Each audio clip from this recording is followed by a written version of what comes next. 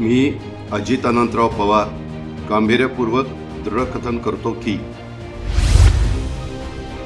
23 नवंबर 2019 की सुबह मुंबई के राजभवन से ये तस्वीरें आई तो न्यूज रूम में बैठा हर शख्स हैरान था। बीजेपी के देवेंद्र फडणवीस के साथ एनसीपी के अजित पवार शपथ ले रहे थे।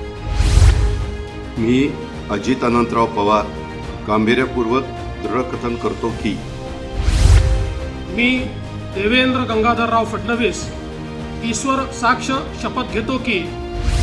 हैरानी इसलिए थी क्योंकि 22 नवंबर की रात तक इसकी कोई भनक तक नहीं लगी थी। 22 नवंबर को सरकार बनाने के लिए उद्धव ठाकरे के साथ कांग्रेस और एनसीपी की कई दौर की बैठक हुई थी, लेकिन 23 नवंबर 2019 की सुबह तस्वीर कुछ और ही दिख रही थी।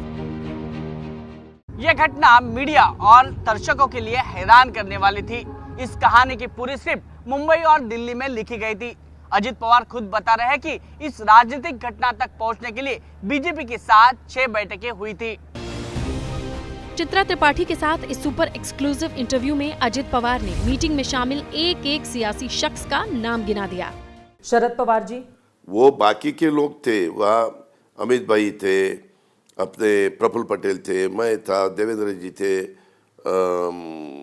पवार साहब थे, ऐसे लोग थे। शरद पवार जी थे वहाँ पे, लेकिन शरद पवार जी सभी मीटिंग में नहीं थे। हाँ। लेकिन 1-2 मीटिंग में तो थे। 2019 में जब कुछ दिनों के लिए, कुछ घंटों के लिए आप लोगों की सरकार बनी थी बीजेपी के साथ, उस टाइम भी बीजेपी के साथ जाने का मन बनाया था पार्टी ने। 23 नवंबर 2019 को बीजेपी के साथ अजित पवार सरकार में शामिल हो गए, लेकिन इस भोर की शपथ ने महाराष्ट्र की राजनीति में तब सियासी कोहराम मचा दिया था। खबर फैली कि अजित पवार ने चाचा शरद पवार से बगावत कर ली। दिन होते होते शरद पवार एक्शन मोड में आ गए। शरद पवार ने सभी विधायकों को फोन करना शुरू किया और परिस्थिति बदलने लगी। अजित पवार का साथ देने वाले विधायक शरद पवार के कैंप में लौटने लगे और करीब 100 घंटे बाद ऐसी स्थिति बनी कि अजित पवार अकेले पड़ गए। 26 नवंबर 2019 को अजित पवार ने डिप्टी सीएम के पद से इस्तीफा दे दिया। फडणवीस की सरकार चौथे दिन ही गिर गई। शरद पवार सियासत के बाजीगर माने गए और फिर उन्होंने उद्धव ठाकरे को महाराष्ट्र का मुख्यमंत्री बनवा दिया। 2019 में राजनीतिक परिस्थिति भी पैदा उद्धव ठाकरे की वजह से हुई थी। तब भाजपा और उद्धव ठाकरे एक साथ चुनाव लड़े थे।